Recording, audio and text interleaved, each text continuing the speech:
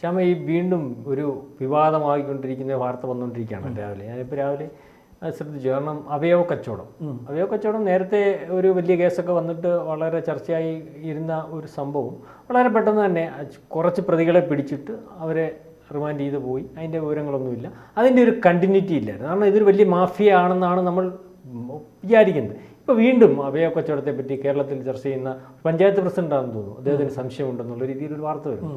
എന്താണ് അതിൻ്റെ ഒരു നിജസ്ഥിതി?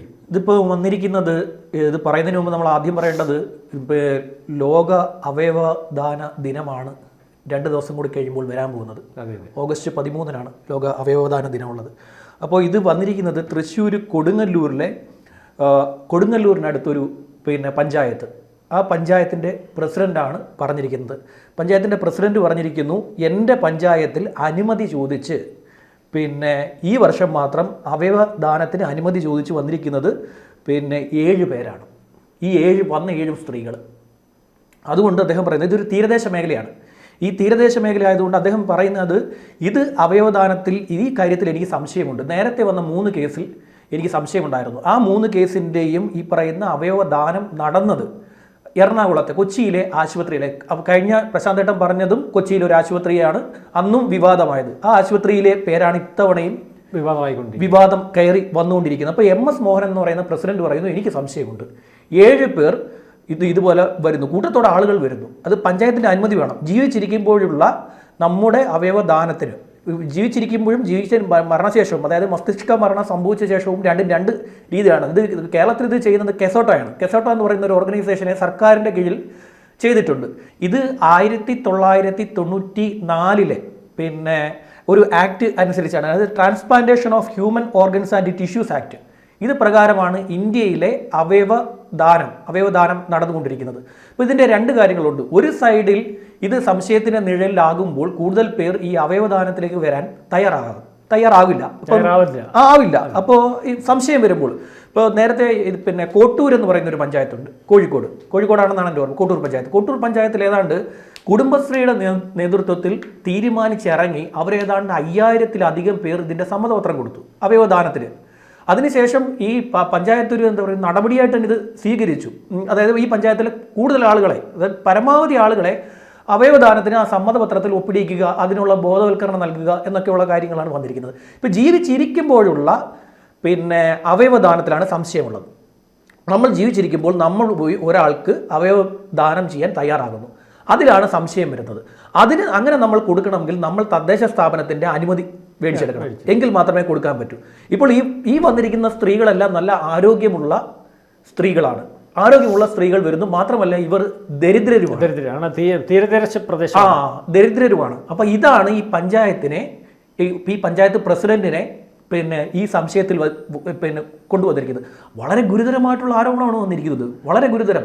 അപ്പോൾ ഇത് കൂടുതൽ പഞ്ചായത്തുകളിൽ, ഇപ്പോൾ ഏതൊക്കെ പഞ്ചായത്തുകളിൽ ആരൊക്കെ ഇതിൽ സമ്മതപത്രം കൊടുത്തിട്ടുണ്ട്, ആ സമ്മതപത്രം കൊടുത്തവരുടെ സാമ്പത്തിക സ്ഥിതി എന്താണ്, എന്തുകൊണ്ട് അവർ പെട്ടെന്ന് കൊണ്ടുവന്ന് ഇങ്ങനെ കൊടുക്കുന്നു, ഇതൊരു വലിയ സംശയമാണ്. ഈ അവയവ മാർക്കറ്റ് എന്ന് പറയുന്നത് ഒരു യാഥാർത്ഥ്യമാണ്. അത് പൂർണ്ണമായി നമുക്കിതിനെ പിടിക്കാൻ പറ്റില്ല. കണ്ടുപിടിക്കുക എന്ന് പറയുന്നത് വളരെ ബുദ്ധിമുട്ടുള്ള ഒരു സാധനമാണ്. കാരണം ഇത് നൂലാമാലയാണ്. ഇത് നെറ്റ്വർക്ക് വഴി ചെയ്യുന്നത് കൊണ്ട് ഈ നെറ്റ്വർക്കിനുള്ളിൽ കയറി ഇതിൻ്റെ ഈ രജിസ്ട്രേഷന് ശേഷം ഇത് ആർക്ക് കൊടുത്തു, എങ്ങനെ കൊടുത്തു, എപ്പോൾ കൊടുത്തു, ഇങ്ങനെയൊക്കെയുള്ള ഒരു വലിയ പ്രശ്നം വരുന്നു. മറ്റേ കേസ് എന്ന് പറഞ്ഞാൽ ആക്സിഡൻറ്റിൽ മരണപ്പെട്ടയാണ്. കോമയിലായ ശേഷം ഒരു ഡോക്ടർ പറഞ്ഞു ഇത് കോമയിലായി എന്ന് പറഞ്ഞു. പക്ഷേ ആ കോമയിലായി എന്ന് പറയുന്നതിൽ കൃത്യമായി പരിശോധിച്ച് പറയേണ്ട ഡോക്ടർ അല്ല പറഞ്ഞത്. മസ്തിഷ്ക മരണം സംഭവിച്ചു എന്ന് പറയേണ്ട ഡോക്ടർ അല്ല അത് പറഞ്ഞത് ആ വീട്ടുകാരോട്. അദ്ദേഹം അതിനാണ് വലിയ ഗുരുതര ആരോപണം ഉന്നയിക്കുകയും പിന്നീട് ചേട്ടൻ പറഞ്ഞ പോലെ ആ കേസ് വലിയ നമ്മളെ ഈ ശ്യാം പറഞ്ഞ പോലെ ജോസഫ് എന്ന് പറഞ്ഞ സിനിമ വളരെ കൃത്യമായിട്ട് വരച്ച് കാണിക്കുന്നുണ്ട്. അത് ആ ഒരു സിനിമ, നമ്മൾ പറയുന്ന സിനിമയാണെന്ന് പറയും, സിനിമയല്ല. ആ ഒരു സിനിമയ്ക്കകത്ത് ഈ പലതും സംഭവിക്കുന്ന കാര്യങ്ങളാണെന്നുള്ളത്, നമ്മൾ കാണാത്തതും കേൾക്കാത്തതുമായിട്ട് കാര്യങ്ങൾ നമുക്ക് പറയാനോ അല്ലെങ്കിൽ ഉണ്ടാക്കാനോ സാധിക്കത്തില്ല. ഈ ജോസഫ് എന്ന് പറയുന്ന സംവിധായകൻ്റെ അടുത്ത് ഈ അവയവ കച്ചവടവുമായിട്ട് ബന്ധപ്പെട്ട അത് കൃത്യമായിട്ട് അറിയാവുന്ന ഒരാൾ പറഞ്ഞു കൊടുത്തൊരു കഥയാണ്. ഇപ്പം പറഞ്ഞ മസ്തിഷ്ക മരണമെന്ന് പറയുന്നു. ഒരാൾ ആക്സിഡൻ്റലി ഒരു ഹോസ്പിറ്റലിൽ ചെന്നാൽ ആ ഹോസ്പിറ്റലിൽ അവയവ കച്ചവടവുമായിട്ട് ബന്ധപ്പെട്ടിട്ട് ഡോക്ടർ ഉണ്ടെങ്കിൽ അയാൾ മസ്തിഷ്ക മരണത്തിന് ഓട്ടോമാറ്റിക്കലി എത്തിച്ചു കൊടുക്കും. എത്തിച്ചു കൊടുത്തിട്ട് അവരെ കൺവിൻസ് ചെയ്യിച്ചിട്ട് ഇത് നല്ലൊരു കാര്യമല്ലേ, നിങ്ങളുടെ കുഞ്ഞ് ഒരു 9 പേരിൽ കൂടി വളരത്തില്ലേ, അല്ലക്കാരുള്ള ഒരാൾക്ക് കൊടുക്കുക. അവൻ പറഞ്ഞ് അവർ പാവം പിടിച്ച തന്തയും തള്ളയും വിചാരിക്കും എൻ്റെ കുഞ്ഞിൻ്റെ ഹൃദയം കൊണ്ട് വേറെ കുഞ്ഞുങ്ങൾ ജീവിച്ചോട്ടെ, അല്ലെങ്കിൽ ആൾക്കാർ ജീവിച്ചോട്ടെ, അവരെ അങ്ങനെയെങ്കിലും ഒരു ഗുണം ഉണ്ടാവട്ടെ. ഇത് വളരെ വ്യാപകമായിട്ടുള്ള ഒരു വലിയ ബിസിനസ്, വളരെ മോശമായിട്ടും അല്ലെങ്കിൽ മനുഷ്യത്വരഹിതമായിട്ടുള്ള ബിസിനസ് ആണെങ്കിലും ഇത് പേറുന്നത് അല്ലെങ്കിൽ ഇത് നടത്തുന്നത് നമ്മുടെ സമൂഹത്തിൽ ഏറ്റവും ഉന്നതരായിട്ടുള്ള ആൾക്കാർ, അല്ലെങ്കിൽ അതുപോലുള്ള വലിയ ഹോസ്പിറ്റലുകളൊക്കെ എന്ന് പറയും. കാരണം ഇതിൻ്റെ സാധ്യത എന്ന് പറഞ്ഞാൽ ശ്യാം പരിശോധിച്ചിട്ടുണ്ടാവുമല്ലോ. കാരണം അവയവ ദാനത്തിൻ്റെ സാധ്യത, നമ്മൾ ഈ പറഞ്ഞ് മരിച്ചതിന് ശേഷം അവയവം കൊടുക്കുന്നതിന് വേണ്ടി ആൾക്കാരെ തയ്യാറാക്കുന്നതിൻ്റെ പ്രധാനപ്പെട്ട കാര്യം എന്ന് പറഞ്ഞാൽ ഇന്ന് ലോകത്ത് ഈ അവയവങ്ങളുടെ ഡാമേജ് കൊണ്ട് ജീവിക്കാൻ മുന്നോട്ട് പോകാൻ പറ്റാത്ത രീതിയിലുള്ള ആൾക്കാർ, കാരണം ഇന്ന് രജിസ്റ്റർ ചെയ്താൽ 3-4 കൊല്ലം കഴിഞ്ഞാൽ പോലും കിട്ടാത്ത രീതിയിലേക്ക് അത് കൂടുതലായിട്ടുള്ള ആൾക്കാർ ഇതിന് വേണ്ടി നിൽപ്പുണ്ട്. അതുകൊണ്ടാണ് ഇതിൻ്റെ സാധ്യത, ഈ പറയുന്നത് പോലെ അവയവ കച്ചവടത്തിൻ്റെ സാധ്യത വളരെ വലുതാണ്. അത് ആവശ്യപ്പെടുന്ന പണം തന്ന അവയവങ്ങൾ ഇപ്പം തീരദേശ പ്രദേശത്ത് ഇതിനു വേണ്ടി സമീപിച്ചെന്ന് പറയുന്നു. അവിടെ 5 ലക്ഷം രൂപ ഒരു പാവത്തിന് പറഞ്ഞാൽ അവന് 5 ലക്ഷം രൂപ എന്ന് പറഞ്ഞാൽ കേൾക്കാത്ത തുകയാണ്. അതിന് 5 കോടി രൂപ കൊടുത്താലും മേടിക്കാൻ ആളുണ്ട്. അതെ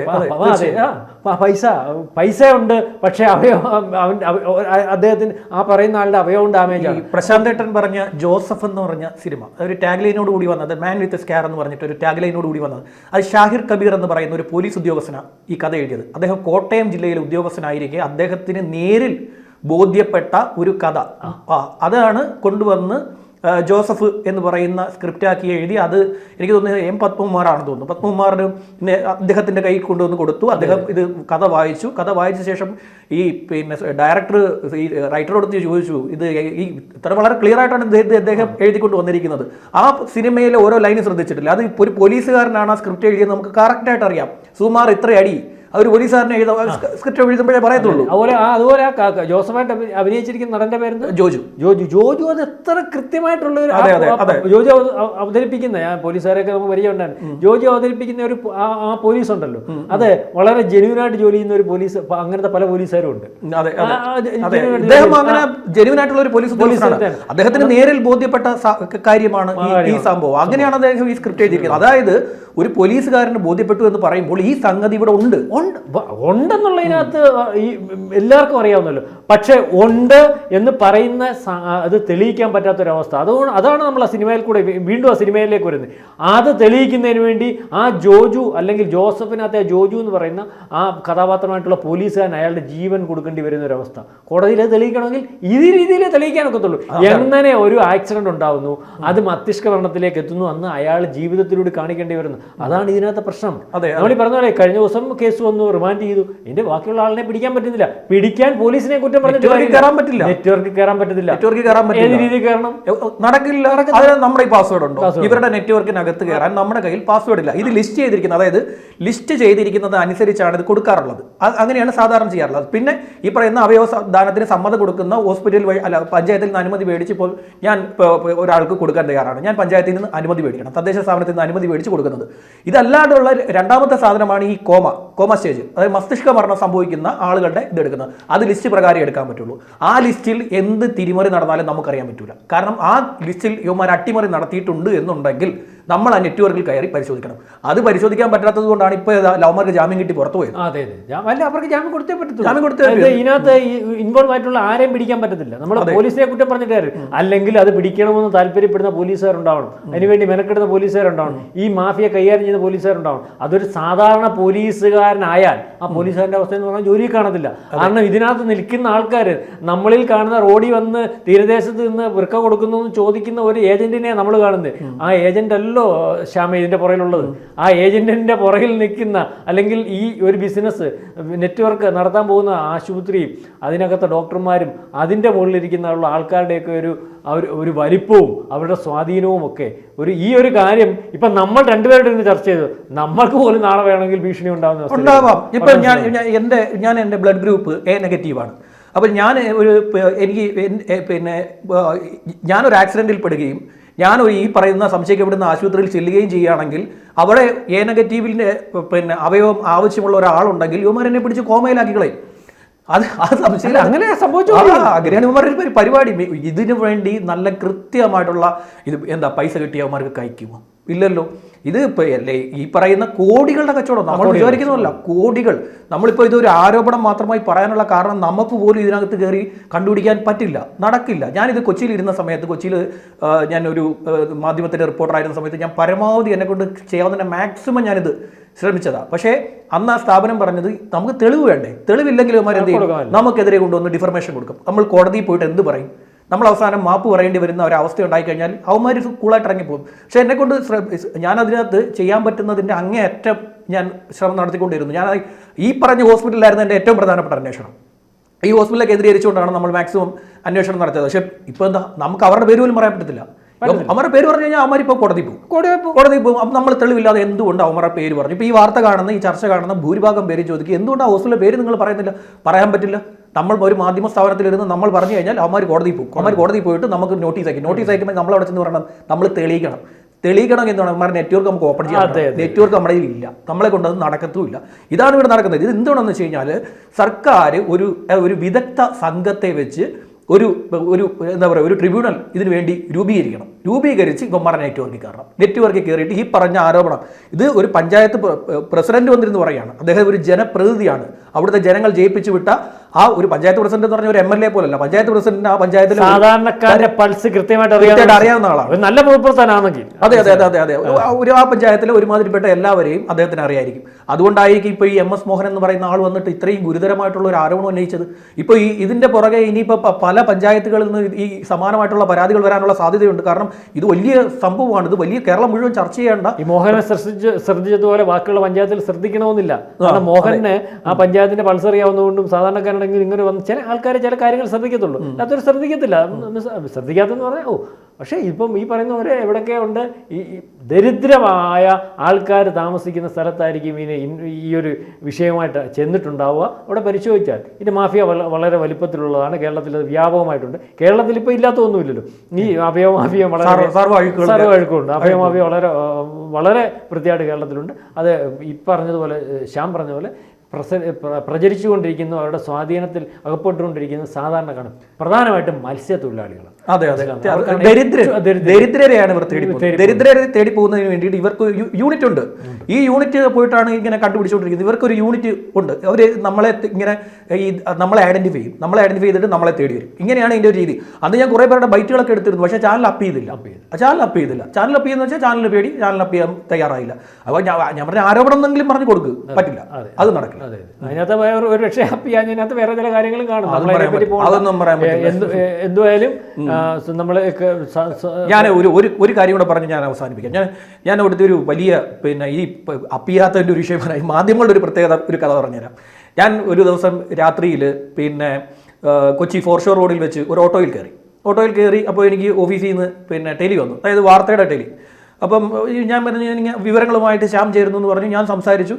അപ്പോൾ ഈ ഓട്ടോയുടെ ഡ്രൈവർ ചോദിച്ചു, സാറിന് ചാനലിലാണോ വാർത്ത പറയുന്ന ജോലിയാണെന്ന് ചോദിച്ചു. ഞാൻ പറഞ്ഞു ആണെന്ന് പറഞ്ഞു. അപ്പോൾ ഇദ്ദേഹം എന്നോട് ഒരു കഥ പറഞ്ഞു. ഒരു കുപ്പിവെള്ളം കമ്പനിയുടെ കഥയാണ്. ആ കുപ്പിവെള്ളം കുടിച്ച് അദ്ദേഹത്തിൻ്റെ കുഞ്ഞിനും ഉണ്ടായ പ്രശ്നത്തെക്കുറിച്ചാണ് പറഞ്ഞത്. ഞാൻ ഇതെടുത്തുകൊണ്ട് പോയി ലാബിൽ കൊടുത്തു. യുവമാരുടെ കുപ്പിവെള്ളം പല കടകളിൽ നിന്ന് ഷൂട്ട് ചെയ്ത് കൊണ്ടുവന്ന് ഈ ലാബിൽ കൊടുത്തു. ലാബിൽ ഇത് പരിശോധിപ്പിച്ചു. കോളിഫോം ബാക്ടീരിയ, എന്താ മനുഷ്യ വിസർജ്യത്തിന്റെ അംശം ഉണ്ടെന്നാണ് കണ്ടെത്തിയിരിക്കുന്നത്. ഞാനിതെടുത്ത് വാർത്തയാക്കാൻ തീരുമാനിച്ചപ്പോൾ ഇപ്പം നമുക്ക് യുവമാരുടെ വേർഷൻ എടുക്കണം. അപ്പോൾ ഞാൻ യുവമാരെ വിളിച്ചപ്പോഴത്തേക്ക് യുവമാർ പറഞ്ഞു നമുക്ക് സംസാരിക്കാന്ന് വെച്ചാൽ എന്താ ഉടായിപ്പ്. അപ്പോൾ ഞാൻ പറഞ്ഞു, അല്ല നിങ്ങൾക്ക് ഈ കാര്യത്തിൽ എന്തെങ്കിലും പറയാനുണ്ടെങ്കിൽ പറ, നിങ്ങളുടെ വേർഷൻ കൂടെ ഞാൻ വെച്ച് കൊടുക്കാമെന്ന് പറഞ്ഞു. സംസാരിക്കാനൊന്നുമില്ലെന്ന് പറഞ്ഞു. എന്നെ തേടി വന്ന് ഞാൻ അവന്മാരത്ത് സംസാരിക്കാൻ തയ്യാറല്ല. ഞാൻ ഇത് വാർത്ത കാര്യം എനിക്ക് എന്നോട് സംസാരിച്ച ആ മനുഷ്യനുണ്ടായ ബുദ്ധിമുട്ട് എന്നോട് കൃത്യമായി പറഞ്ഞിരിക്കുകയാണ്.